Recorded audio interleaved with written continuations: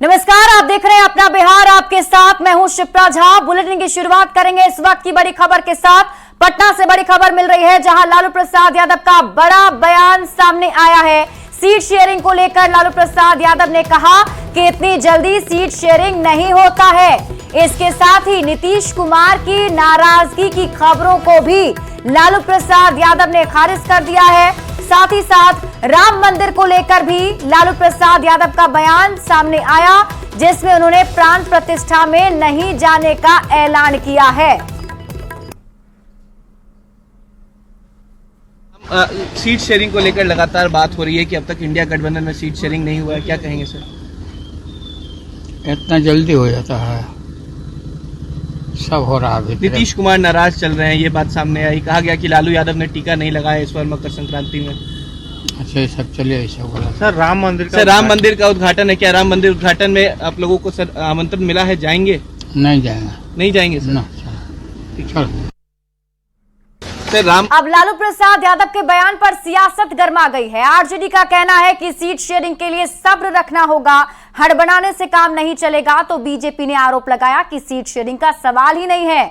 लालू प्रसाद नीतीश कुमार को हटाकर तेजस्वी यादव को गद्दी पर बैठाना चाहते हैं। जब गठबंधन बड़ा होता है तो टाइम तो लगता ही है ना। इंडिया गठबंधन में सब घटक दल को मिल गया सीट क्या, और पूरी तौर पर सबको धैर्य रखना चाहिए। ससमय शांति तरीके से चीजें हो जाएगी, उसमें कहीं कोई दो राय भी नहीं है, और इस बात की पर सबकी नजर है। मौलाना लालू उन लोगों में से हैं जो बाबर का मकबरा बनाना चाहते थे मंदिर की जगह पे। ये वही व्यक्ति हैं जिन्होंने रथ यात्रा को रोका था। मुसलमानों के तुष्टीकरण के आगे इन्हें कुछ नहीं सूझता, इसीलिए इन्होंने वहां जाने से मना कर दिया है। और नीतीश कुमार जी पे तो ये राजनीतिक और मनोवैज्ञानिक दबाव बना रहे हैं। सीट शेयरिंग का सवाल कहां उठता है? इनकी तो पूरी कोशिश है कि नीतीश कुमार जी गद्दी छोड़े और अपने युवराज की वो गद्दी पे राज तिलक की तैयारी कर रहे हैं। यही बातें हमारी पार्टी ने भी कही है कि जल्द से जल्द सीटों का बंटवारा हो जाना चाहिए, समन्वय बन जाना चाहिए, ताकि मजबूती के साथ चुनाव लड़ा जा सके। गठबंधन के हित में जो भी लोग सोचते हैं वह ऐसा ही कहते रहे। इंडिया गठबंधन में बहुत सारी पार्टियां हैं, सभी पार्टियों को एकजुट करके बातें चल रही हैं। एक एक सीट पे डिस्कशन हो रहा है, एक दो सीटें पे डिस्कशन है जो थोड़ा सा फंस रहा है, तो उस पर भी बहुत जल्द निकाल लिया जाएगा।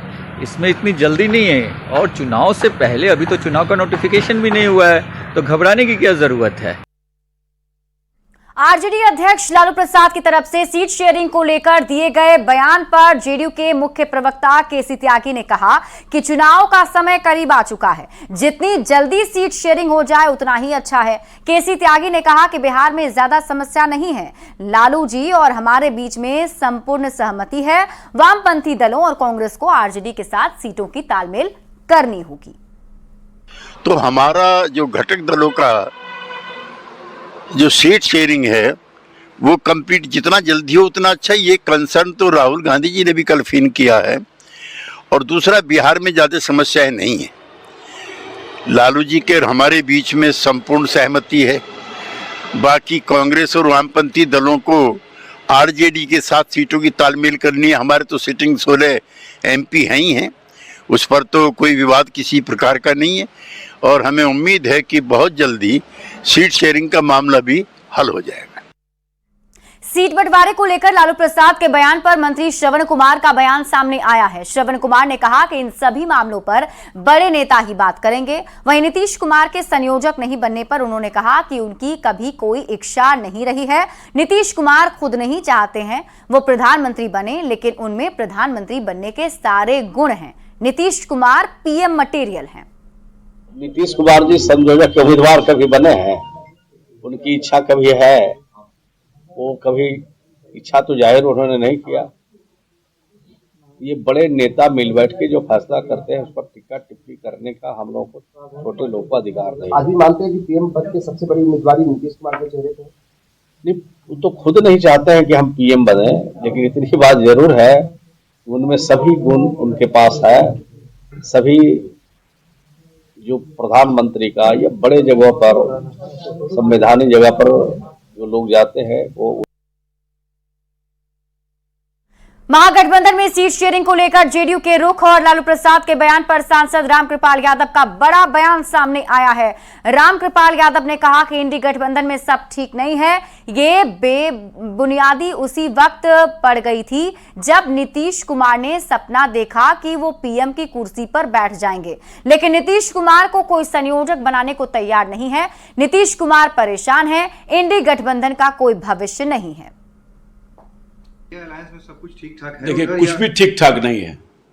जिस रोज इसकी बुनियाद डाली गई थी नीतीश कुमार जी के माध्यम से, उसी दिन जिस दिन बुनियाद डाला उसी दिन खत्म हो गया। ये नीतीश कुमार जी सपना देखे थे प्रधानमंत्री जी का कुर्सी पर बैठ जाएंगे, तो प्रधानमंत्री तो बनने से दूर है, उनको कन्वेनर मानने को तैयार नहीं है। माना कोई कन्वेनर? ये कह रहे हैं कि हम रिफ्यूज क्या, आपको बना ही नहीं रहा था, रिफ्यूज क्या कीजिएगा?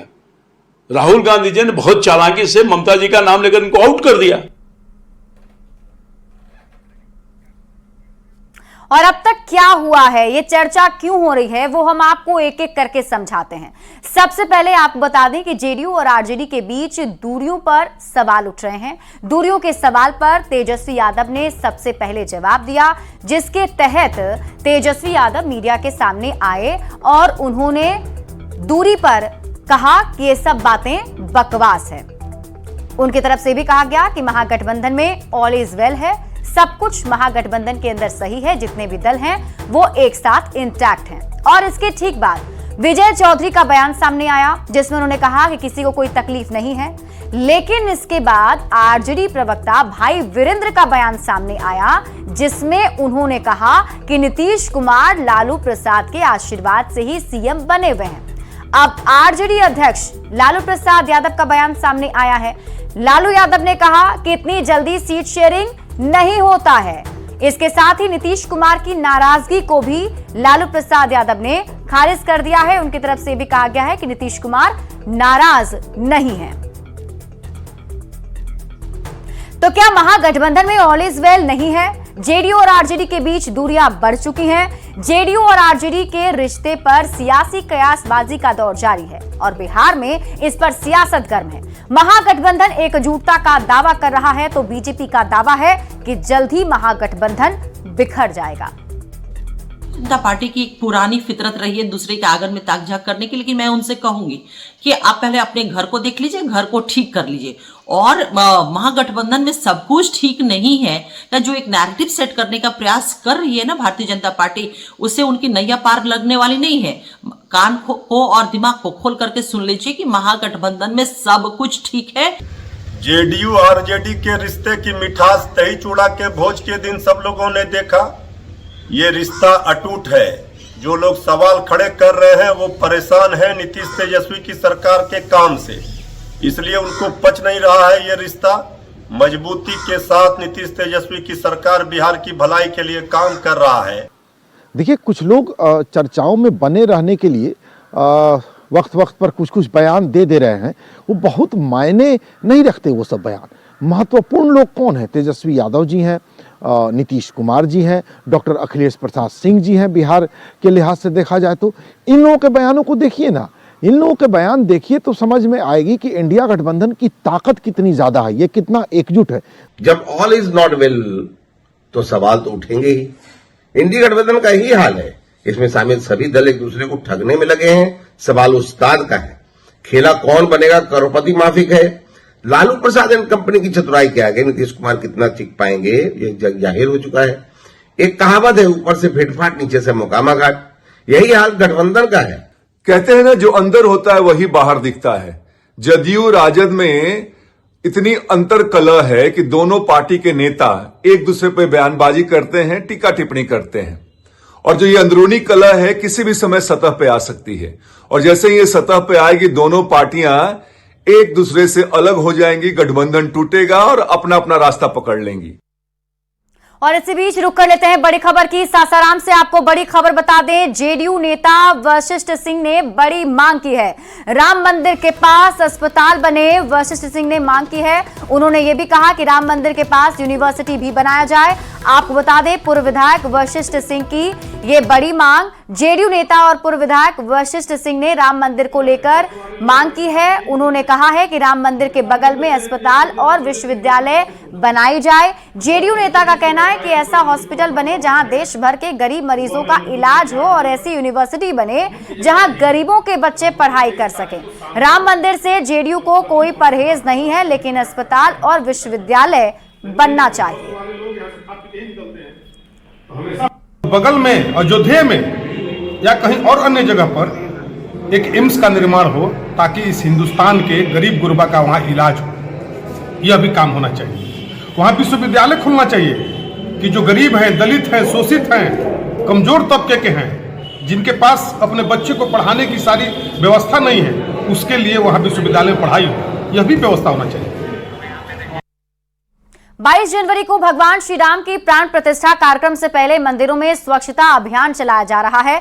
बीजेपी सांसद संजय जायसवाल और एमएलसी तरुण कुमार ने समस्तीपुर में शिव दुर्गा काली मंदिर परिसर की सफाई की।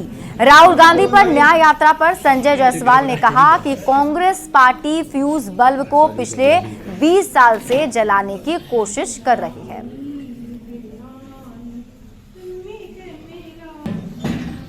अगर कोई फ्यूज बल्ब है तो उसको कितने बार भी बिजली का कनेक्शन जोड़िएगा वो फ्यूज ही रहेगा। बेचारे कांग्रेस वाले उस फ्यूज बल्ब को 20 वर्षों से प्रयास कर रहे हैं कि इसमें कुछ हो जाए, लेकिन जिसमें ना फिलामेंट हो ना एलईडी हो, वह बल्ब कुछ भी कर ले जलेगा नहीं।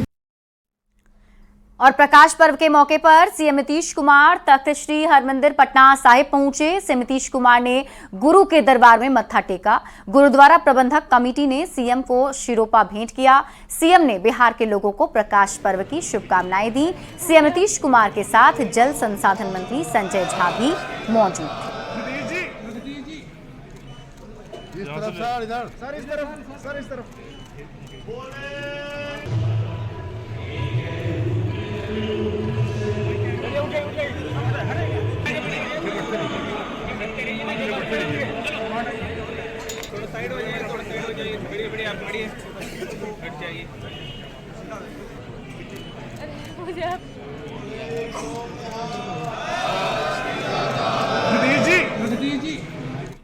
और इसी बीच रुक कर लेते हैं बड़ी खबर की। सियासी गलियारे से बड़ी खबर सामने आ रही है। बीजेपी ओबीसी मोर्चा का 1 दिवसीय राष्ट्रीय सम्मेलन उत्तर भारत के लिए पटना में राष्ट्रीय सम्मेलन होगा। दक्षिण भारत के लिए कर्नाटक के दावणगेरे में राष्ट्रीय सम्मेलन किया जाएगा। लोकसभा चुनाव को लेकर बीजेपी ओबीसी मोर्चा की रणनीति है। ओबीसी मोर्चा ने इसे नई रणनीति बनाई है। आपको बता दें कि फरवरी के पहले और अंतिम सप्ताह में राष्ट्रीय सम्मेलन आयोजित किया जाएगा। इसमें पीएम मोदी, गृह मंत्री अमित शाह और बीजेपी के राष्ट्रीय अध्यक्ष जेपी नड्डा को मुख्य अतिथि के रूप में आमंत्रित किया जाएगा। इसका उद्देश्य लोकसभा चुनाव को ध्यान में रखते हुए पार्टी पदाधिकारियों और कार्यकर्ताओं को सक्रिय और संगठित करना है।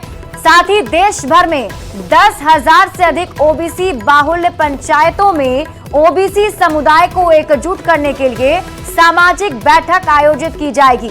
नए युवा मतदाताओं में बीजेपी से जोड़ने के लिए ओबीसी बाहुल्य वाले 10,000 छात्रावास में भी सम्मेलन कराया जाएगा।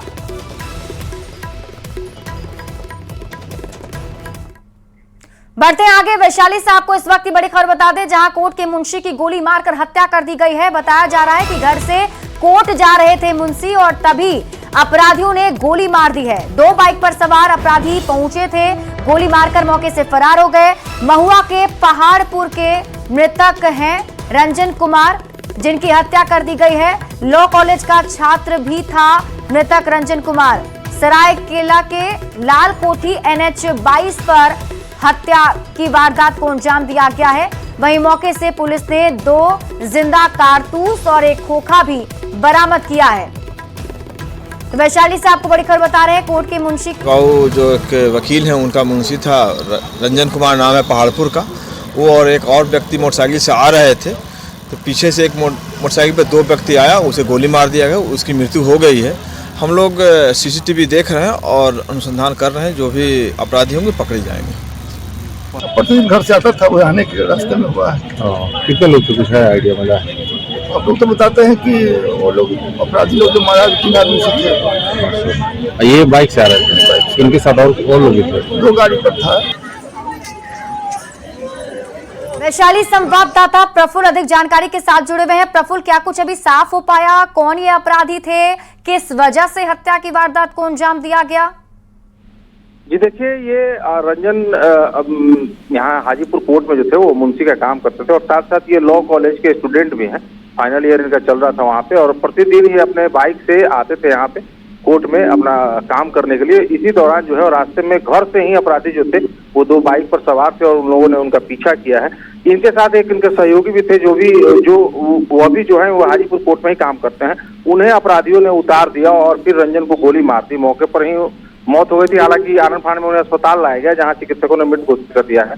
मैं बता दूं आपको कि इसमें जो मामला सामने आ रहा है, ये बताया जा रहा है कि कुछ गांव में भी इनका विवाद हुआ था कुछ दिन पहले। उस बात को लेकर भी पुलिस जो है छानबीन कर रही है और आपसी रंजिश की बात कही जा रही है।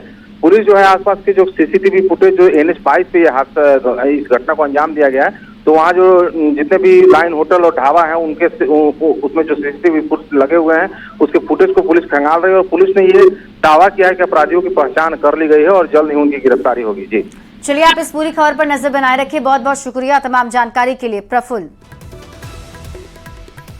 बढ़ते हैं आगे। बगहा से आपको इस वक्त की बड़ी खबर बता देते हैं। घर में ही मां और बेटी की निर्मम हत्या कर दी गई है। बताया जा रहा है कि कमरे से खून निकलता देखा गया तो लोगों ने इसकी जानकारी फिर पुलिस को दी।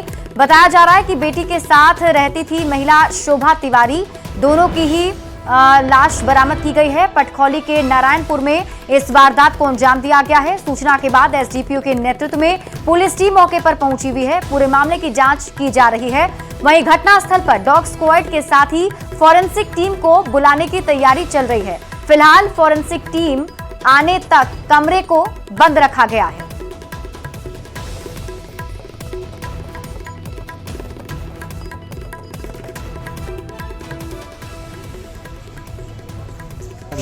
दो मर्डर का मामला सामने आ रहा है। संभावित लग रहा है, अभी पहचान नहीं हो पाई है, लेकिन लोगों के द्वारा जो बताया गया उसके आधार पे और देख के यही लग रहा है कि 2 मर्डर की संभावना है यहाँ पर। तो ऑफिसर की टीम और अन्य जो आएंगे तो वो लोग आके और छानबीन करेंगे। क्या लगता है सब देखने में कुछ तेजाब वजाब फेंक कर जलाने का मामला सामने आ रहा है? तेजाब जैसा नहीं प्रतीत हो रहा है, क्योंकि ऊपर धुआं हुआ है तो जलाने का ही प्रतीत हो रहा है। तो ऑफिसर की टीम आएगी तो इस पर विस्तृत रूप से वैज्ञानिक अनुसंधान करेगी तो स्पष्ट पता चलेगा। जय श्री राम जय श्री राम जय श्री राम जय Shri Ram.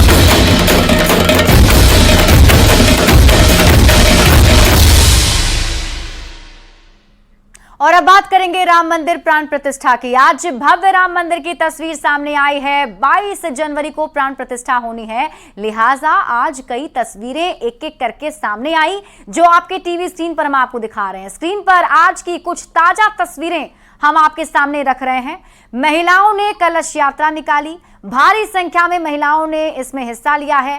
Floating surveillance room की तस्वीर भी आज सामने आई जहां नदी में पुलिस और कोस्ट गार्ड की तैनाती की गई, यानी पूरी तरीके से सुरक्षा का ख्याल रखा गया है। अयोध्या में अंतर्राष्ट्रीय श्री सीताराम बैंक है। इस बैंक में कॉपी पर चावल और सरसों के दानों पर राम नाम लिखकर जमा कराया जाता है। प्राण प्रतिष्ठा समारोह के दिन बंटने वाले लड्डू भी तैयार हो रहे हैं। कर्नाटक से बीजेपी नेता ने 4 लाख लड्डू तैयार करवाए हैं। भव्य राम मंदिर की तस्वीर आई सामने। प्राण प्रतिष्ठा से जुड़ी हर तस्वीर न्यूज़ 18 पर सबसे पहले हम आपको दिखा रहे हैं। मंदिर से जुड़ी ये 5 तस्वीर आपके टीवी स्क्रीन पर।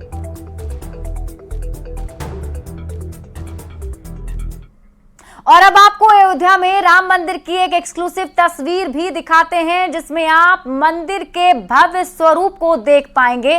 ये देखिए, आपके टीवी स्क्रीन पर वो तस्वीर है मंदिर का ये भव्य स्वरूप जो बनकर तैयार हो चुका है। 22 जनवरी को प्राण प्रतिष्ठा के लिए मंदिर पूरी तरह तैयार है। न्यूज़ 18 पर एक्सक्लूसिव तस्वीर देखिए और घर बैठे आप मंदिर के दर्शन कीजिए।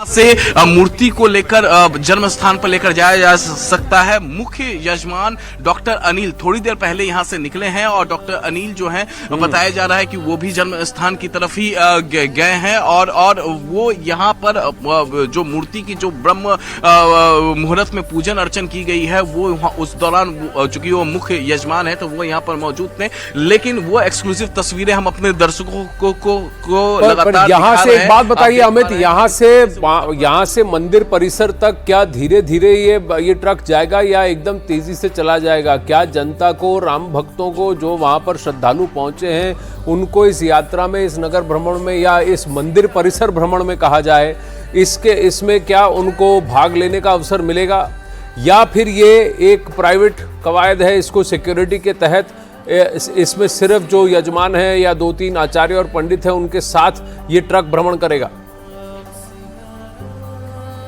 देखिए, सिक्योरिटी के मद्देनजर, सुरक्षा के मद्देनजर इस ट्रक को काफी स्पीड में, तेजी से, किसी को मालूम ना चले, यहां से सीधे लेकर निकल जाएंगे। अभी उत्तर प्रदेश पुलिस के जो अधिकारी हैं, इलाके के जो एसपी हैं, सीओ हैं, वो हमसे रिक्वेस्ट कर रहे थे कि हम लोग भी सब यहां से चले जाए क्योंकि ट्रक को निकालना है। तो लिहाजा इससे साफ संदेश है कि इस ट्रक को काफी स्पीड में लेकर जाया जाएगा, सबके जानकारी में लेकर नहीं जाया जाएगा। और मैं आपको तस्वीरें दिखाऊं, जिस दौरान परिसर में नगर घुमाया जाएगा उस दौरान परिसर में जरूर वहां पर जो लोग मौजूद होंगे जो लगातार भगवान श्री राम के मंदिर में काम कर रहे हैं, वो लगातार जो काम कर रहे हैं वो जरूर वहां पर देख तो अमित आप नजर बनाए रखिए वहां पर।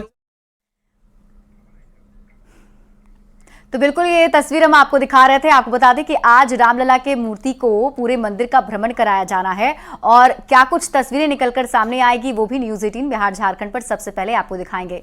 और फिलहाल इस बुलेटिन में अभी के लिए बस इतना ही। आप देखते रहिए न्यूज़ 18 बिहार झारखंड।